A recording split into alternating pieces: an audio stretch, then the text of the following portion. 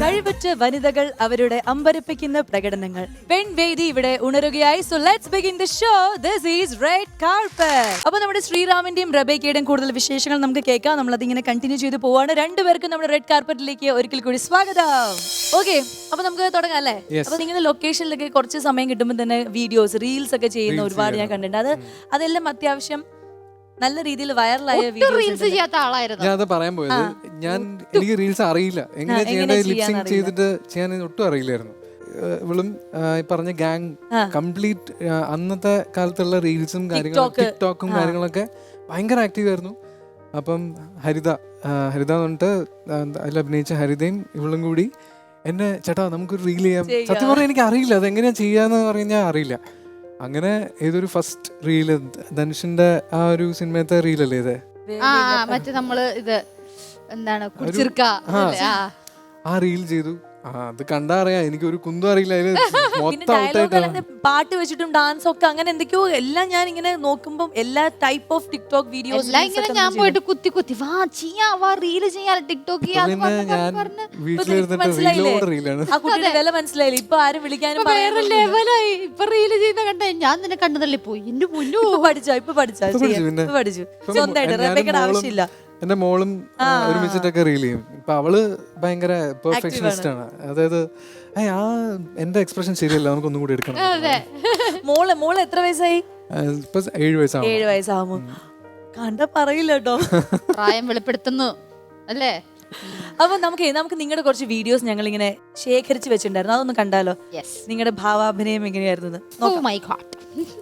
ഞങ്ങള് ഏറ്റവും കൂടുതൽ ഇരുന്ന് സംസാരിക്കുന്ന സ്ഥലം. So, I will be honest. You're the ugliest person I've ever met. ഇതിന്റെ കോമഡി അറിയോ?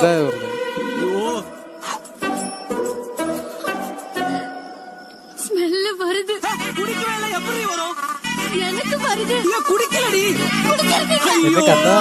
എപ്പോഴും അവളോട് ഉടക്കി അവസാനം വല്ല ലവ് ആകുമെന്ന എന്റെ പേടി. പൊന്നുമോൻ ഇങ്ങോട്ടൊന്ന് നോക്കിയേ. അങ്ങനെ എന്തെങ്കിലും സംഭവിച്ചാ നിന്നെ വെട്ടി അരിഞ്ഞ് മിക്സിയിലിട്ട് അടിക്കും ഞാൻ. നിനക്ക് പ്രേമിക്കാൻ പറ്റിയ ഒരു ചൊലുക്ക്. ദൂരത്തു കണ്ട അറിയാത്ത ഭാവം അരികത്തു വന്നാൽ ആതിരാ പാൽക്കുടം.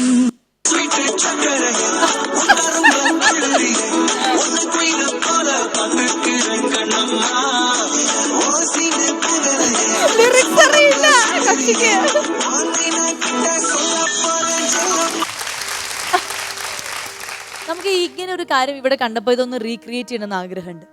Very nice. ഇതിലേത് റീക്രിയേറ്റ് ചെയ്യാൻ നിങ്ങൾ വളരെ സിമ്പിൾ ആയിട്ട് ചെയ്യും. പിന്നെ അത് വേണ്ട, ഇത് വേണ്ട, നമ്മൾ പുതിയതായിട്ടൊരു പാട്ടിട്ട് തരും. അതാണ് നിങ്ങളുടെ രണ്ടുപേരുടെയും ഒരു ഡുവറ്റ് പെർഫോമൻസ്. ഭയങ്കര റൊമാൻറ്റിക് ആയിട്ട് നിങ്ങളുടെ ആ പ്രണയം അയവർത്ത് നിങ്ങൾ എന്താണോ ചെയ്യാൻ പോകുന്നത് അതാണ് ഞങ്ങൾക്ക് കാണേണ്ടത്. റെഡിയാണോ?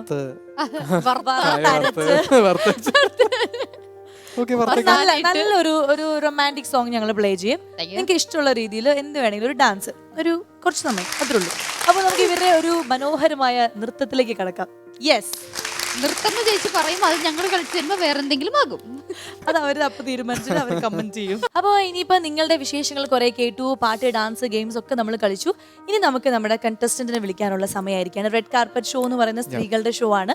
അപ്പോൾ പലതരം ടാലന്റഡ് ആയിട്ടുള്ള പെൺകുട്ടികൾ വന്നിങ്ങനെ പെർഫോം ചെയ്യണം. അപ്പൊ ഇന്ന് നിങ്ങളുടെ മുന്നിൽ പെർഫോം ചെയ്യാൻ വരുന്നത് ആരാണ് എന്ന് നമുക്കറിയാം. അപ്പൊ നമുക്ക് വിളിക്കാം അല്ലേ? സോ വളരെയധികം സ്നേഹത്തോടെ നമ്മുടെ റെഡ് കാർപ്പറ്റ് വേദിയിലേക്ക് സ്വാഗതം ചെയ്യുന്നു ധാന റാസെ.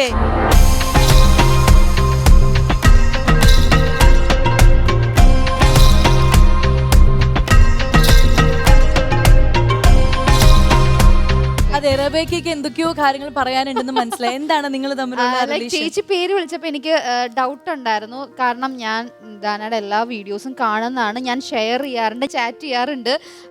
പിന്നെ നേരിട്ട് ഇതുവരെ കണ്ടിട്ടില്ല. ബട്ട് ഇത് ഭയങ്കര സർപ്രൈസ് ആയി പോയി. എല്ലാരും കണ്ടപ്പോ ഭയങ്കര സന്തോഷമായി. ഞാൻ ഒത്തിരി വീഡിയോസ് കണ്ടിട്ടുണ്ട്.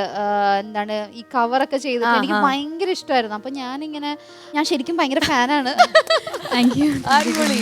അപ്പൊ പാട്ട് അധികം ഇഷ്ടമല്ലാത്ത ഒരാളായിരുന്നല്ലോ, പിന്നെ പെട്ടെന്ന് എങ്ങനെ ഇതിലേക്ക് തിരിഞ്ഞു? പാട്ട് ഇഷ്ടമല്ല എന്ന് പറയാൻ പറ്റില്ല. എന്റെ വീട്ടിലെല്ലാവർക്കും പാട്ടിനോട് അപ്പൊ എനിക്ക് പേഴ്സണലി ഞാൻ പാട്ട് പാടുന്നതിനോടൊക്കെ ഭയങ്കര മടിയാ. വല്ലപ്പോഴൊക്കെ പാടിപ്പോവും. പിന്നെ ഒരു ദിവസം ഞാൻ 11th പഠിക്കുന്ന ടൈമിൽ ഞാൻ ഇൻസ്റ്റാഗ്രാം സ്റ്റാർട്ട് ചെയ്തു. ചെറിയ ചെറിയ കവേഴ്സ് ഒക്കെ ഇടാൻ തുടങ്ങി. പിന്നെ യൂട്യൂബ് സ്റ്റാർട്ട് ചെയ്തു ഒരു 1 ഇയർത്തിന് ശേഷം. അപ്പോഴാണ് ലോക്ക്ഡൗൺ ആവുന്നത്. അങ്ങനെ പിന്നെ അതിൽ ഒരു പാട്ട് സുന്ദരനായവൻ എന്ന് പറയുന്നൊരു സോങ് വിചാരിക്കാതെ 3.4 മില്യൺ വ്യൂസ് ആയി. അതെ, അതിനുശേഷം പിന്നെ ഞാൻ കണ്ടിന്യൂസ് ആയിട്ട് ഒരു ആവേശമായി. പിന്നെ ഈ ഫീൽഡിലേക്ക് ഈ ഒരു ഇൻഡസ്ട്രി അങ്ങനെ ഞാൻ കൂടുതലായിട്ട് ഫോക്കസ് ചെയ്യാൻ തുടങ്ങി. പണ്ടത്തെ പോലെ മടി പിടിച്ചിരിക്കാറില്ല ഇപ്പൊ. അതെ അതെ, കുറച്ചും കൂടെ ഫോക്കസ്. ശ്രീറാം നന്നായി പാടും കേട്ടോ. ശ്രീറാം പാടും. ശ്രീറാമിന്റെ അച്ഛൻ ഒരു മ്യൂസീഷ്യനാണ്. ശ്രീറാം ചോദിക്കുന്നത് ഈ കുട്ടീനെ മാറ്റാൻ പറ്റും. അച്ഛനെ കുറിച്ച് പറയൂ. എന്റെ വീട് കണ്ണൂരാണ്. കണ്ടോ, എനിക്ക് ആ ഭാഗത്തിൽ വളരെ സിമ്പിൾ ആയിരിക്കും. ഞങ്ങളൊക്കെ ഭയങ്കര സിമ്പിൾ. കണ്ണൂരാണ്, കോഴിക്കോട് അത് വേറെ ഇത്. എന്റെ ചേച്ചി എറണാകുളം തൃശ്ശൂർ അടുത്തടുത്താന്ന് വെച്ചിട്ട് രണ്ടുപേരെ പോലെ ഒന്ന് പറയാൻ പറ്റില്ലല്ലോ. കോഴിക്കോട് കണ്ണൂർ ഏകദേശം ഒരേ ഒരു. എന്താ ചെയ്തത്? ഞാനിപ്പോ ഫസ്റ്റ് ഇയർ സ്റ്റുഡന്റ് ആണ്. മഹാരാജാസിലാണ് പഠിക്കുന്നത്. മഹാരാജാസിൽ.